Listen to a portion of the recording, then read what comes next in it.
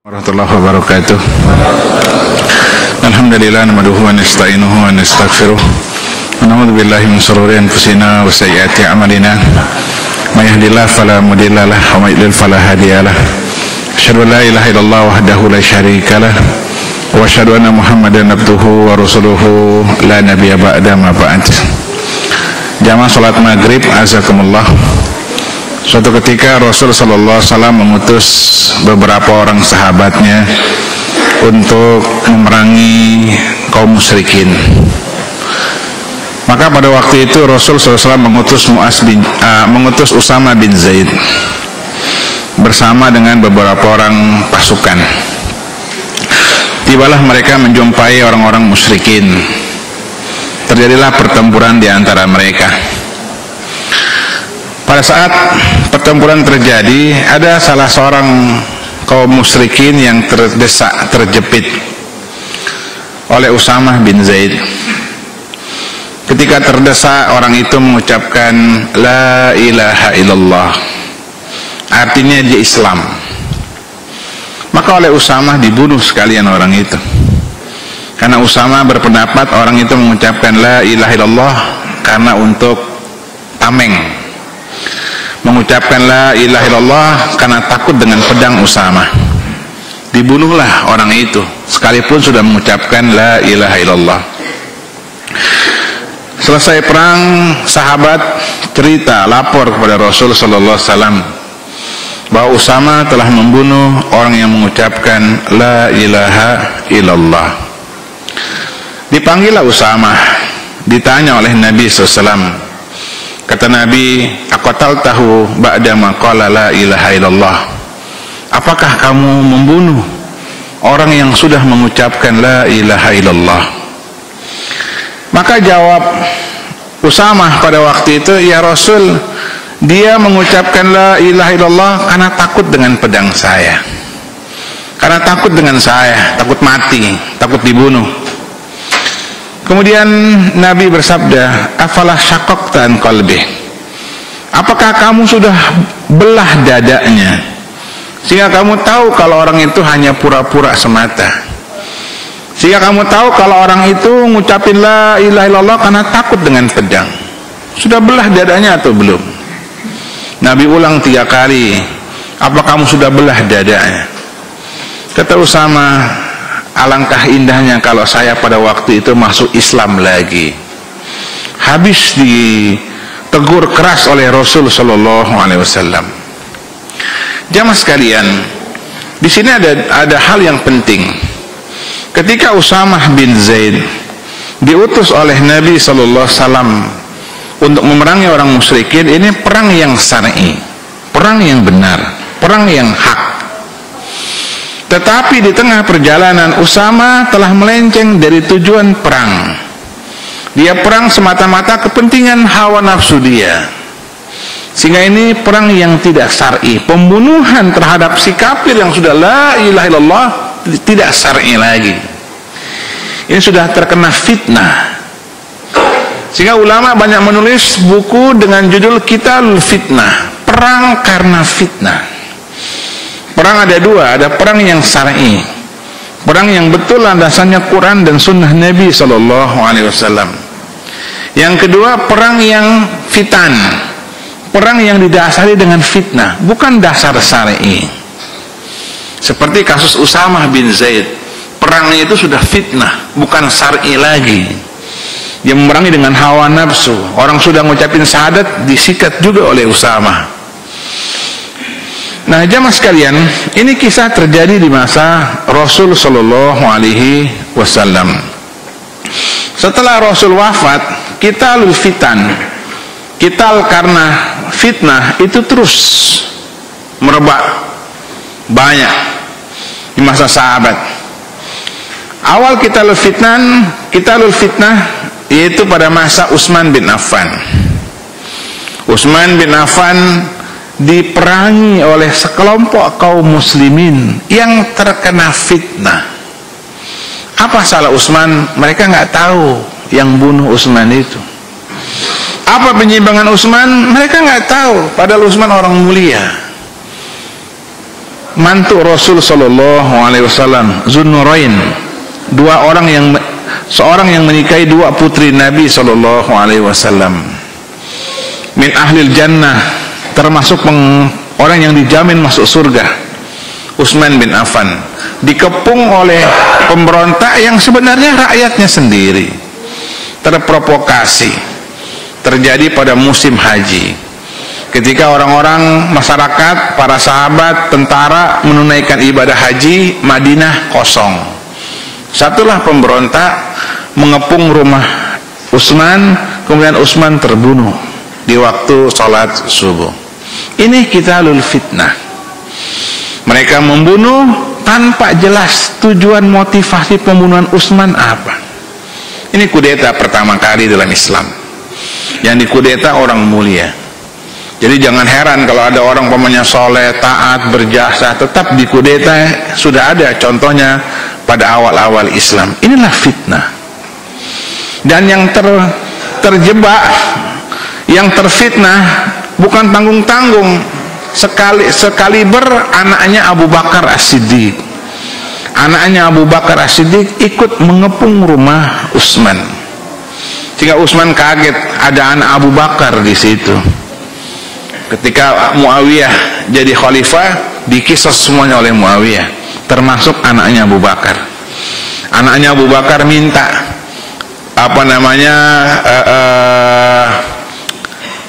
kalau kita gerasi supaya enggak dihukum mati demi bapak saya Abu Bakar As-Siddiq. Kata Muawiyah, bapak kamu orang saleh Abu Bakar, tapi kamu tidak. Sikat, kisos, pancung. Nah, ini gambaran jamaah sekalian, qitalul fitnah sudah terjadi awal-awal Islam pada masa Utsman bin Affan. Terpengaruh sebagian orang, tuduhan menyebar, fitnah menyebar.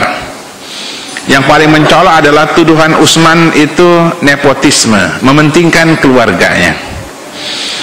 Pejabat-pejabat negara, gubernur-gubernur itu banyak dari keluarga Utsman. Padahal tidak. Dek.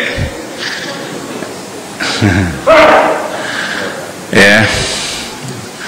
Padahal tidak. Utsman sudah keluarga Utsman sudah jadi pejabat negara sebelum Utsman jadi khalifah.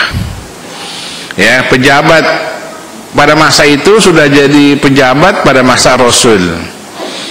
Pada masa Abu Bakar mereka pejabat, pada masa Abu Bakar mereka pejabat, pada masa Utsman kebetulan Utsman jadi khalifah, saudara-saudaranya jadi pejabat. Dituduhlah Utsman mentingin keluarganya, padahal sudah keluarganya dulu jadi pejabat. Ini yang membuat kisruh terjadi. Pada masa Ali bin Abi Thalib ada dua kasus besar, yaitu perang Jamal dan perang Siffin. Perang Jamal antara Ali dengan Aisyah radhiyallahu anha. Perang Siffin antara Ali dengan Muawiyah bin Abi Sufyan. Sebenarnya kedua kelompok ini tidak ingin berperang. Tiba-tiba ada pihak ketiga yang mengadu domba. Lempar senjata ke pihak Ali, lempar senjata ke pihak Muawiyah, terjadilah perang. Padahal ada pihak ketiga yang adu domba. Ini namanya qitalul fitnah. Perang tanpa mereka kehendaki, perang tanpa mereka duga. Terjadi. Ke zaman sekarang gampang bikin kerusuhan. Lempar bom molotov ke Asalam, lempar bom molotov ke gereja depan, langsung jadi. Cuma modal bom dua botol bensin bom molotov, langsung selesai, murah. Udah jamaah sekalian, kita harus paham betul tentang qitalul fitnah. Peperangan yang terjadi dari masa awal-awal Islam sampai hari ini. Terusnya, jadi setelah Utsman itu banyak sekali dalam sejarah, gitu. Walaupun negaranya pakai syariat Islam, walaupun negaranya undang-undangnya Quran dan Sunnah, fitnah tetap fitnah, nggak bisa dihindari. Sekalipun negara-negara Islam. Makanya seorang kadang suka lebay. Kalau Pak Khalifah selesai semuanya, tidak. Lihat Utsman, kurang apa Utsman itu? Fitnah tetap fitnah. Ini yang diingatkan oleh para ulama, gitu. Nah, apa saja bentuk qitalul fitnah? Ya. Apa saja bentuk qitalul fitnah, perang fitnah itu? Yang pertama, ulama menyebutkan di antara qitalul fitnah, perang fitnah adalah pemberontakan, kudeta. Ini yang lagi rame kasus Turki, ya, kudeta Turki, ya. Jadi ketika orang-orang kufar merasa berat memerangi orang-orang mukmin, mereka menyusup dari dalam, bikin makar dari dalam. Dan di negeri kita banyak sekali qitalul fitnah.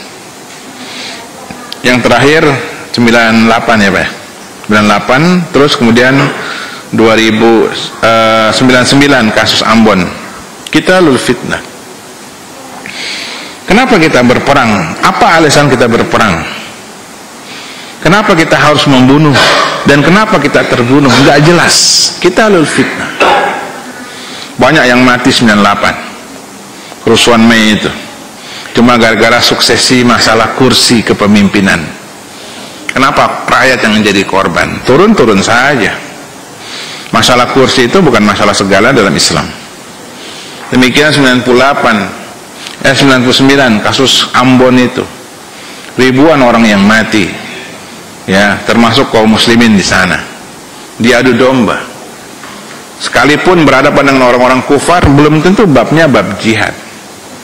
Yang kalau ada anak tawuran, satu Muhammadiyah, satu Don Bosco, ribut, yang Muhammadiyah Allahu Akbar, yang Don Bosco itu mengucapkan kalimat mereka sendiri. Apakah ini bab jihad? Tidak. Orang tawuran bab jihad. Tidak semua pertengkaran muslim dengan kafir bab jihad. Satu preman muslim, ya, sang haji yang mati, satu preman kafir, John Kay, berantem. Apa masuk bab jihad? Tidak. Sekalipun preman yang muslim pakai kalimat Allahu Akbar karena rebutan lahan parkir, tidak masuk bab jihad. Tidak semua pertarungan muslim dengan kafir konflik bab jihad. Tidak. Motifnya apa dulu? Nah, ini jamaah sekalian. Dan yang paling besar juga terjadi di negeri kita tahun 65. Tahun 65. Banyak yang mati, konon sampai 3 juta. Menurut sebagian ahli sejarah ketika peristiwa 65. Bangsa ini yang terkenal baik, ramah, tiba-tiba bengis. Apakah betul itu karena pengaruh PKI atau hanya luar biasa? Dan seterusnya. Habis semuanya. Hanya catatan sejarah. Itu pun sampai sekarang nggak bisa diungkap. Siapa yang bermain di situ? Nah, saya penasaran. Saya beli semua buku yang terkait dengan 65. Saya berusaha baca semuanya, tapi kesimpulannya nggak boleh kita bacakan di sini, gitu. Karena kita ngaji, bukan orasi politik, gitu. Nah, tapi memang itulah qitalul fitnah, qitalul fitnah. Ya, saya juga nggak menyangka bisa sampai seperti itu negeri ini. Itu qitalul fitnah. Nah, ulama menjelaskan bentuk qitalul fitnah yaitu pemberontakan dari pemerintahan yang sah. Mulai didengung-dengungkan dengan istilah ulil amri, bukan ulil amri, ulil amri. Ulil amri pemerintah, baik soleh maupun gak soleh, baik maksiat maupun taat, ulil amri. Masa negara nggak ada pemimpinnya, nggak ada gitu. Permasalahan anak nggak suka dengan pimpinan negara, urusan pribadi, tapi jangan rubah konsep-konsep yang sudah dijelaskan oleh ulama secara syar'i, gitu.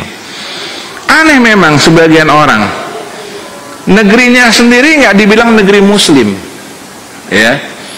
Orang kafir bilang Indonesia negeri muslim, kita malah nggak mengakui negeri muslim. Aneh, gitu. Yang nggak boleh bilang negeri mukmin, nggak boleh, negeri muslim, karena lahiriahnya nampak muslim, gitu. Aneh, kalau tanya Indonesia negeri muslim bukan? Gak jelas. Kafir, mengatakan sepakat orang kafir di dunia hari ini, Indonesia negeri muslim, muslim country, dan mereka bikin makar di sini. Sebagian kita malah tidak mengakui negeri-negeri muslim. Satu perbuatan yang aneh sekali, sehingga menghalalkan segala macam kejahatan. Jadi pertama, ini kudeta, memberontak kepada penguasa yang sah. Ini bentuk qitalul fitnah. Apa yang mau dicari? Orang bersyukur punya negara. Tanya teman-teman yang tinggal di negeri kafir, di Amerika, di Eropa, bahkan sebagian negara nggak bebas mengerjakan ketaatan. Syukuri negeri-negeri muslim. Biasanya anak-anak itu yang anak lahir tahun 80-an. Kalau dia lahir tahun 50, bagaimana kondisi negara waktu itu sedang konflik, rawan, susah, dia harusnya bersyukur. Dia tinggal tahun 80-an, 90-an, negeri sudah nyaman, sudah aman, nggak merasakan tentang perihnya masa-masa awal kemerdekaan itu. Nah, ini jamaah sekalian, qitalul fitnah. Yang kedua, bentuk qitalul fitnah yaitu pemisahan diri dari negeri muslim. Ya, pemisahan diri. Bikin pemisahan diri. Kalau tadi kan mengkudeta, ini memisahkan diri, bentuk pemisahan diri, pembangkangan. Bikinlah negara Islam Bekasi, amirnya siapa Pak Ivan gitu, negara Islam Bekasi gitu, negara Islam Bekasi, atau negara Islam Garut gitu, dan seterusnya. Ini nggak dibenarkan. Ada negara dalam negara pengkhianatan, sehingga kalau diangkat dua imam satu negara, maka bunuh salah satunya. Idza buya li khalifataini faqtul akhar minhuma. Dalam riwayat Bukhari, Nabi bersabda, kalau dua imam diangkat, bunuh salah satunya. Ini gambaran jamaah sekalian bahwa bentuk qitalul fitnah, bikin negara, pemisahan terhadap negeri muslim. Ya, sudah ada negeri muslim, bikin sendiri. Ini bentuk qitalul fitnah, sehingga timbul huru-hara, timbul ketegangan, dan seterusnya. Yang ketiga, bentuk qitalul fitnah yaitu bikin teror, seperti terorisme. Walaupun terorisme ini rekayasa global, pelaku lapangan memang kaum muslimin yang jahil, orang-orang yang kena pemahaman Khawarij. Ya, bukan ISIS sebenarnya, tapi Khawarij. Sama kayak ISIS. ISIS sebagian orang punya pemahaman Khawarij, tapi mereka juga didominasi oleh kekuasaan kepentingan kufar. Pelaku terorisnya memang sebagian kaum muslimin, sebagian ya, bagian kecil. Tapi makar skenario-nya, desainnya itu ada pada mereka. Sampai hari ini bom Bali masih misteri. Pelaku bomnya kaget, kok besar sekali, kayaknya bukan bom saya itu. Tapi ya syukurlah kalau matinya banyak gitu. Sampai mereka juga kaget, kok sebesar itu bom saya gitu. Misteri. MUI mengundang pakar bom dari Inggris, dan kesimpulannya bukan anak-anak bawa kencur itu yang bikin bom itu. Ada yang masih misteri sampai hari ini. Walau alam bisawab, semoga Allah singkap kejahatan mereka. Nah, ini contoh jamaah sekalian, gerakan teror ini merupakan bentuk qitalul fitnah, perang fitnah. Apa tujuannya? Apa motivasinya? Adalah karena terperangkap makar orang-orang kufar. Jadi kejahatan itu sudah dicium sebenarnya, sudah diduga sebelumnya. Bahkan kasus WTC aja juga orang sudah menduga ini ada sebuah rekayasa. Jadi bagi jamaah cobalah sedikit mengetahui tentang ilmu intelijen supaya nggak bodoh-bodoh banget tentang makar intelijen gitu. Dulu masih ada Letjen Z.A. Maulani, itu banyak memberikan sumbangsi pada kaum muslimin tentang kejahatan intelijen. Ya, jadi kadang suatu kejahatan itu disetting luar biasa gitu. Wallahu a'lam bishawab. Yang keempat, termasuk kitalul fitnah yang banyak dikerjakan oleh sebagian orang adalah membunuh orang kafir tanpa hak. Kitalul fitnah, orang kafir dibunuh, kafir muahad, kafir yang damai di negeri kita dibunuh, dirampas hartanya dan seterusnya. Ini kitalul fitnah. Gak benar. Seperti 98 kerusuhan Mei itu terjadi penjarahan. Hebat ya? Bawa TV orang, kasur, spring bed. Saya waktu itu pas habis maghrib di masjid, saya bilang sama jamaah jangan ada yang keluar. Keluar fitnah, tergoda kita. Yang dari luar manggil-manggil, ayo halal, gitu. Bawa TV, ada yang bawa spring bed, niat betul itu. Tuh Cina ngeliatin aja tokonya dibongkar, dia ngeliat sampai kayak begini. Pak iya kaum muslimin seperti ini terfitnah. Ini terfitnah mereka. Asalnya orang baik, asalnya mereka tahu itu haram, tapi karena fitnah terpengaruh. Ibu-ibu yang disikat sembako, kalau ibu-ibu pikirannya dapur, beras, indomie, minyak, sikat. Kalau maling beneran yang disikat ATM, bawa linggis, woi, itu niat maling tuh emang tuh, ATM sih kan. Toko emas itu maling beneran itu. Ini kejadian Mei pada waktu itu. Allahu Akbar, Allahu Akbar. Saya bilang jangan ada yang keluar, sabar. Ini fitnah. Alhamdulillah. Ini bentuk yang keempat. Yang kelima, bentuk kitalul fitnah, jihad tanpa izin penguasa. Jihad tanpa izin penguasa. Ulama sepakat surut daripada jihad dengan penguasa. Penguasa baik atau penguasa zalim. Ini manhaj ahlu sunnah, manhaj salaf. Banyak orang mengatasnamakan manhaj salaf, tapi qawaid, usul daripada manhaj salaf orang nggak paham. Izin dengan penguasa, jihad, gitu. Seringkali permasalahan kita itu nggak tahu. Oh ini perang nih, jihad nih lawan orang kafir, belum tentu. Saya bilang tadi, tidak semua konfrontasi dengan orang kafir bab jihad. Kalau dalam sebuah negeri muslim terjadi perang antara muslim dan kafir, bukan bab jihad, tapi bab kusumat, bab pertengkaran. Yang namanya jihad antara negeri muslim dengan negeri kafir, perang. Itu pun karena perang din, bukan karena batas wilayah. Kalau Indonesia perang sama Australia gara-gara batas laut, itu bukan jihad. Jihad perang din. Nah, kalau ada dalam suatu negeri Islam terjadi konflik muslim dengan kafir, itu bukan bab jihad, tapi bab kusumat, pertengkaran biasa.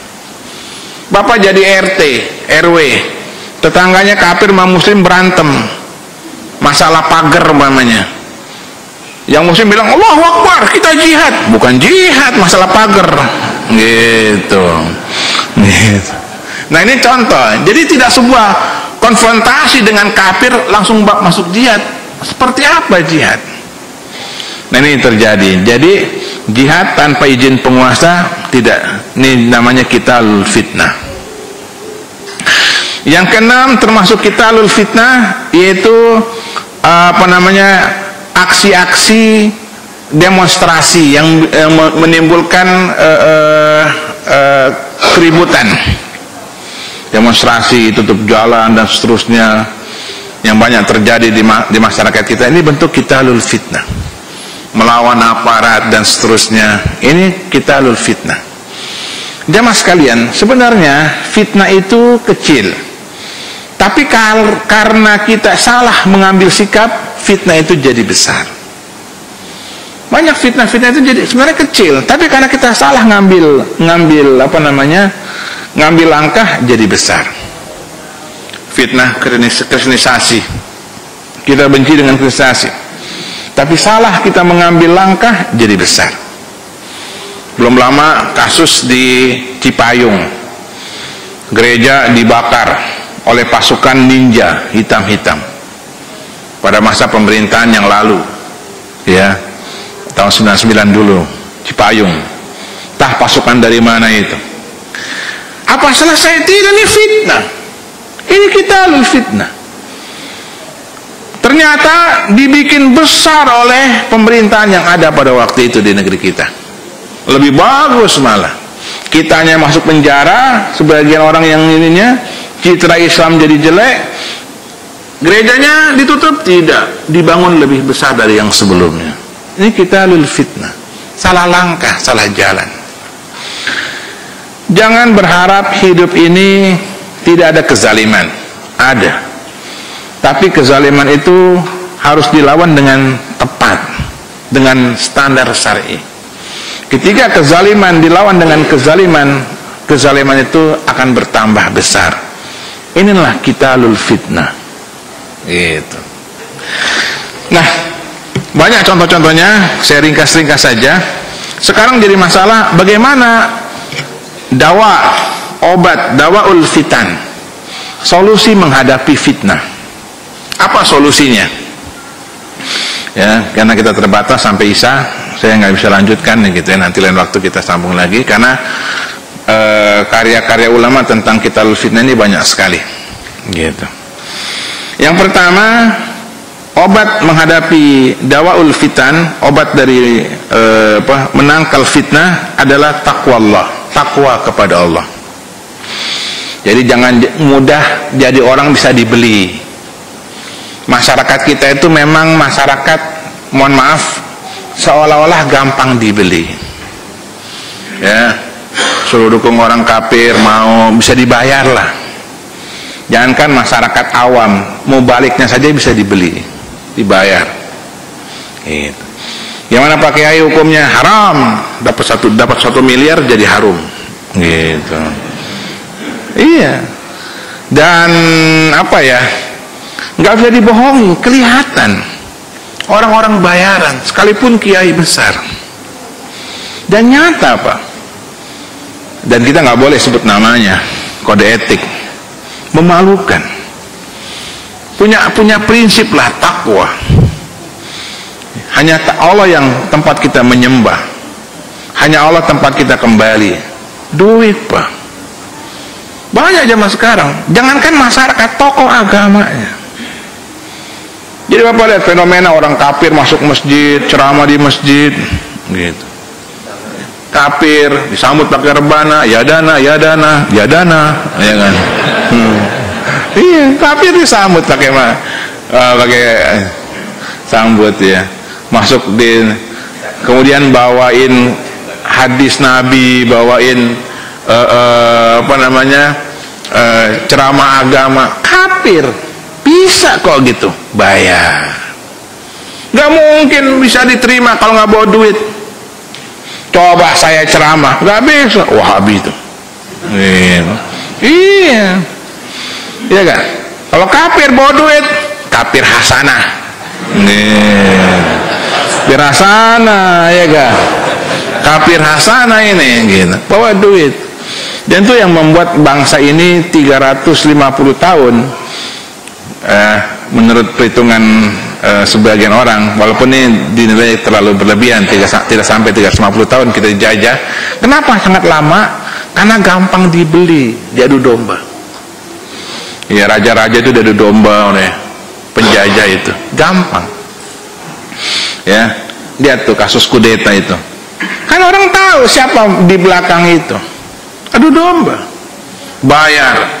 Gak mungkin tentara berani kudeta kalau nggak ada dukungan dari luar. Resikonya besar. Gitu. Dan bisa dibayar. Takwa, tolak. Jangan mau, punya izah, punya kehormatan diri. Ya, apalagi dia seorang dai, warasatul anbiya. Gitu. Iya Pak, sayang. Saya ngajar di lelang piutang negara. Senin itu, lelang piutang negara. Ada karyawan sana? Itu banyak perusahaan-perusahaan itu hutang sama negara, termasuk perusahaan-perusahaan kafir. Suatu ketika perusahaan kafir dipanggil, sampai tingkat direksi komisarisnya dipanggil. Tanpa diduga ternyata perusahaan kafir ini bawa kiai kondang. Kiai kondangnya ceramah, habis diceramahin itu petugas lelang piutang negara itu, habis. Kata lelang piutang negara, kalau gitu kalau bawa dia bawa ustadz, kita bawa ustadz juga gitu. Jadi kok bisa ya bawa kiai buat bela tuh kafir itu, tuh Cina-Cina itu, bisa ya gitu, bayar duit gitu, amplop hasanah gitu, Allah ditakwa pada Allah. Nah demikian juga rakyat, huru hara terjadi ini karena ujian dari Allah Subhanahu Wa Taala. Ya, jadi kalau ada kasus kerusuhan, kita kembali berdoa, dekatkan diri ibadah. Ketakwaan kita itu membuat suasana jadi reda, jadi hilang.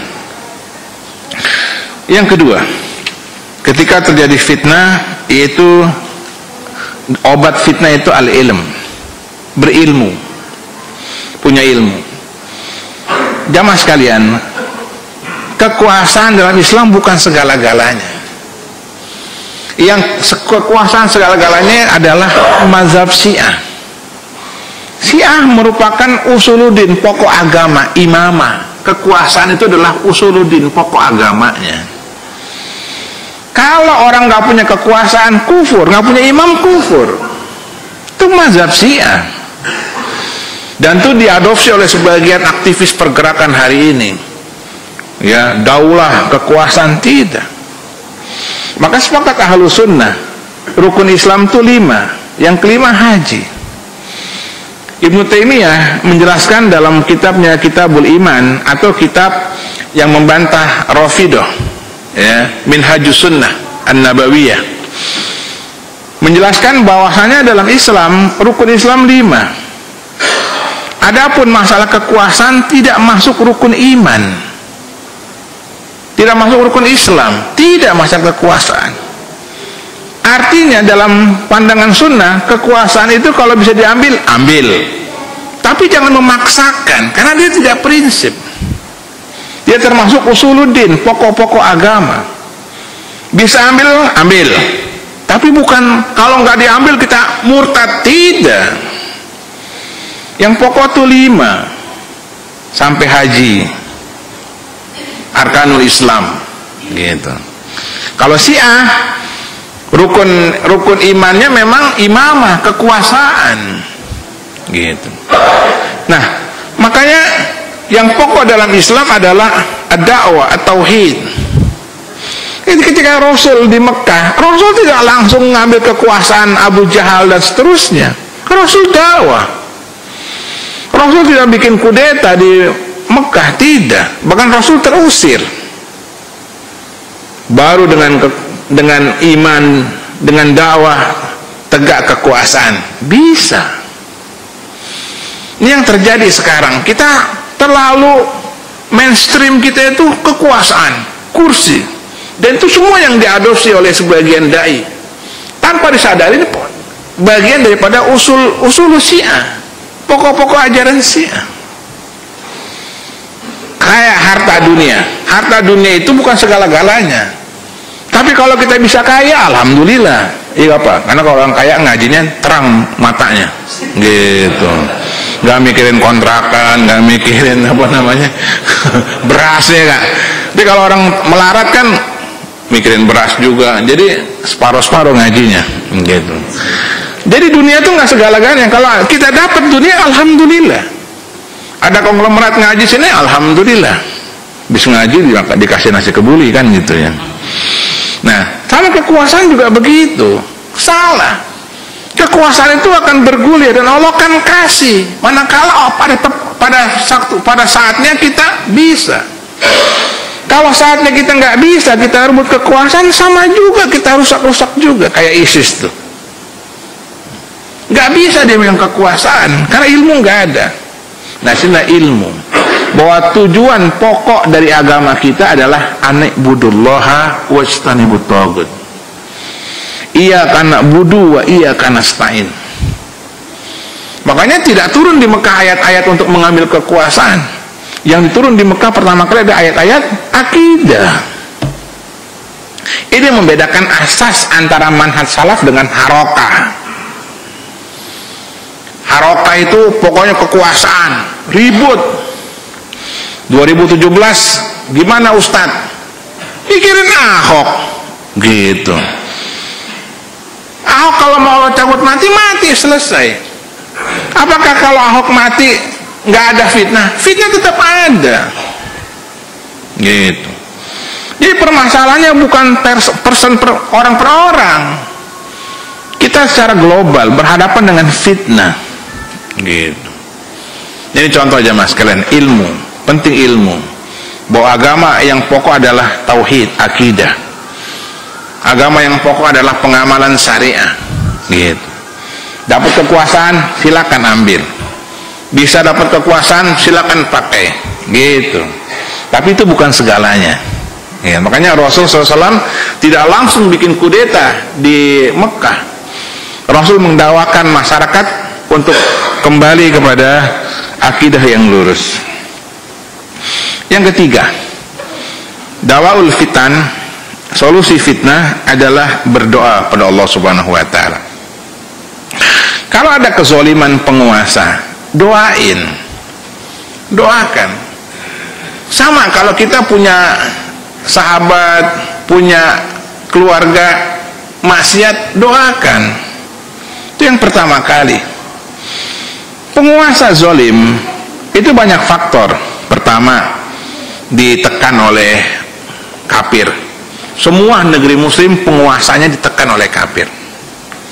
Karena mereka juga naik karena peran negeri-negeri kafir.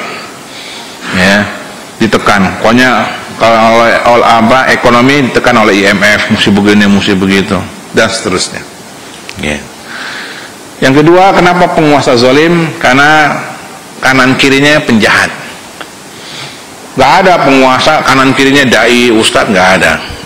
Penguasa kanan kirinya pelaku maksiat, orang-orang rusak, bejat, itu kanan kiri mereka. Yang ketiga, penguasa itu zalim karena fitnah dunia di depan mata. Punya harta, punya kedudukan. Kita aja gak punya duit di masjid, coba punya duit, belum tentu nongkrong di masjid gitu. Iya Pak, karena yang nundung di masjid memang yang bokeh-bokeh gitu rata-rata. Tapi kalau ada orang kaya di masjid itu prestasi luar biasa. Iya Pak, orang kalau punya duit bawanya ke jalan Pak, bintang mewah gitu. Ya, alhamdulillah tadi siang saya di Sangrila gitu. Cuman nggak boleh makan asam urat lagi kamu. Nggak tepat datangnya asam urat nih gitu. Yang ketiga, yang keempat, kenapa penguasa zalim? Karena penguasa itu nggak punya ilmu umumnya. Penguasa-penguasa kita nggak mau ngaji kalau udah mantan lurah, mantan camat, mantan bupati, baru ngaji. Sering Bekasi tuh mantan bupati baru ngaji, ajak makan tuh. Mantan bupatinya ajak makan. Ya kalau jalan sama dia orang masih hormat, bupati ya kan, biasa aja, udah mantan. Ya. Yang kelima, penguasa zalim itu karena sering dikutuk oleh masyarakatnya, dikata-katain, jadi nggak benar. Kita sudah capek masa Orde Baru, kita katain presiden kita, caci maki, akhirnya dirangkul sama kafir-kafir itu. Rugi habis kita, babak belur. Bapak yang sudah berumur di sini tahu betul masa-masa awal Orde Baru. Terjadi kasus Tanjung Priok, kasus-kasus lain, kaum muslimin disikat habis. Tahun 91 baru sadar, bikin namanya ISMI, Ikatan Cendekiawan Muslim Indonesia. Ada konsep yang perlu terobosan. Bagaimana penguasa itu dirangkul oleh kaum muslimin. Muncullah namanya Ijo Royo-Royo. Ya Pak, pernah dengar gak? Ya kan, pada masa Akhirnya sang pimpinan ini, presiden, mulai ke Islam, disuruh haji. Belum pernah haji tuh, haji, pulang haji nama pakai Muhammad gitu. Iya. Terus dirangkul sampai akhirnya Barat gerah juga. Terjadilah kasus 98 kudeta, dijatuhkan. Kalau padahal itu sudah mau ke Islam, sudah mau bagus. Allahu Akbar. Walaupun dosanya banyak, orang kan punya saat-saat dia taubat gitu. Dan seterusnya. Saya ikut rapat akbarnya waktu itu di Menteng, orasi Pak Nasution bintang 5 itu, yang Jenderal Nasution masih hidup, dan seterusnya. Ganti Habibie masih salah juga. Udah pintar, dolar 20.000 jadi 6.000.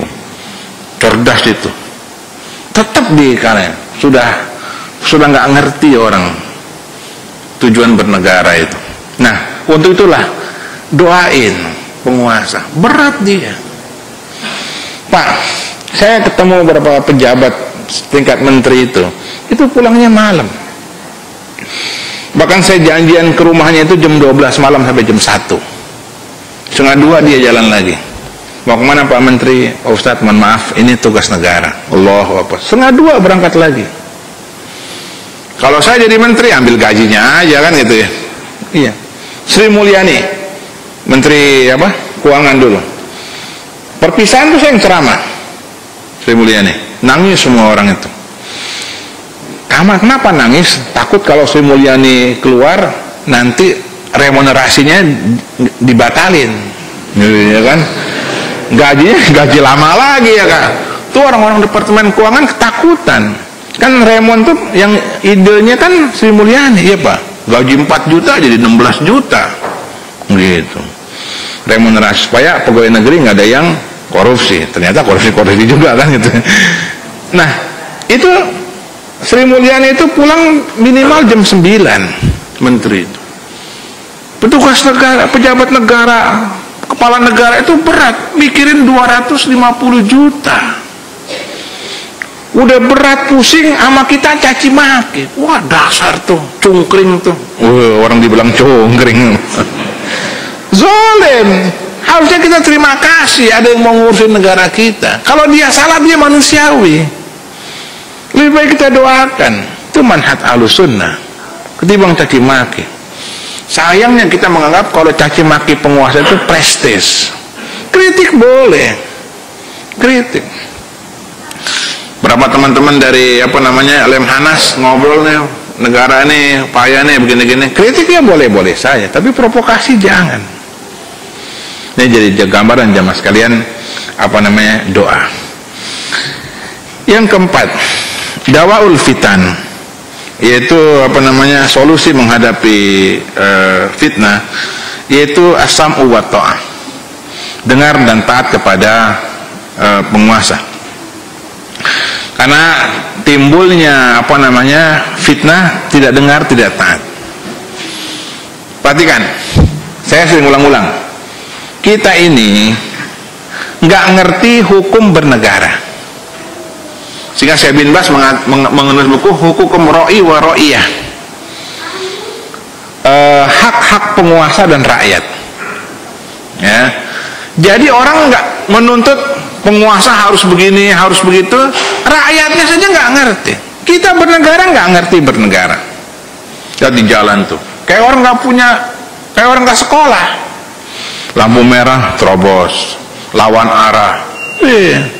Sekolah tinggi S2, S3 tetap aja ngelawan arah.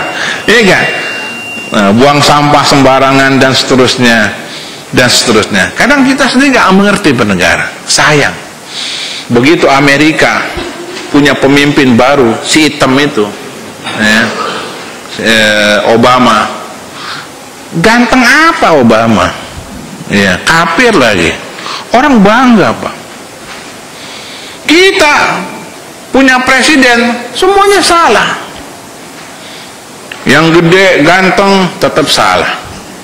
Yang kiai, tetap salah. Yang kecil, pintar, cerdas, tetap salah. Maunya apa kita? gitu. Firaun. Iya.